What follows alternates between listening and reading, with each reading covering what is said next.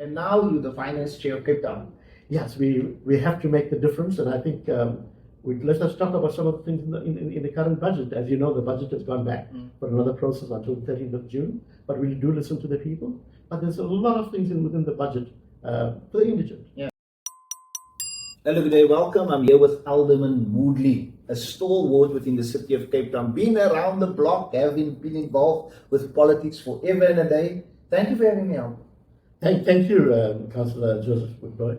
It's only a pleasure to be here. Yeah, you're such a calm, well-tempered person, always there leading us. I think it comes with experience, and you ask yourself, there's no need for you to be any other way, but to be polite, to be nice. And I think one of the things that I do have is my smile. It opens a lot of doors for me, yes. And I think that works for me. So, yeah. Why politics? Well, it all started in 1972 when I was playing with a rock band, and we had a drummer from London, John Gething, and he picked me up with his wife, and I still remember it was a bucky. And whilst we were going to the gig, and then we were stopped by special squad, and they asked me to get off, and said you shouldn't be in this band, and they made me to walk home back. That was a turning point to see the realities of this country. And then in 1974, when I came to Cape Town, I had a similar problem because born in KwaZulu-Natal, until the Good Grades Act, I was not allowed to work in another province. That was part of apartheid. And then during that period, I met a gentleman called Qasim Ali, who was my mentor, and that's how I got into politics. And then I was deported because I had to go report back to the Indian Affairs in Durban to say I'm back in Natal those days. But then 6 months later, I came back and I worked, and here I'm in Cape Town and working, I did different things. And at the end of the day, I got into politics in those years, in the 70s, when Qasim Ali told me, when I saw the picture of Nelson Mandela, he still had that haircut, the hairstyle that was pushed back. And when he was released, it was a complete change because I only visioned it that way. Okay. And now you're a member of the Democratic Alliance. Why the DA? Absolutely. I saw changes like many other people that were similar to me in those years.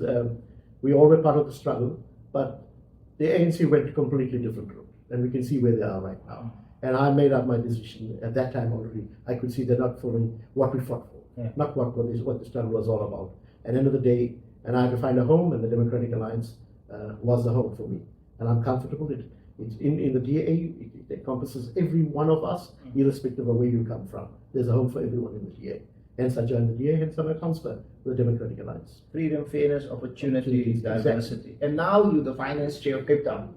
Yes, we have to make the difference, and I think let us talk about some of the things in the current budget. As you know, the budget has gone back for another process until the 13th of June, but we do listen to the people.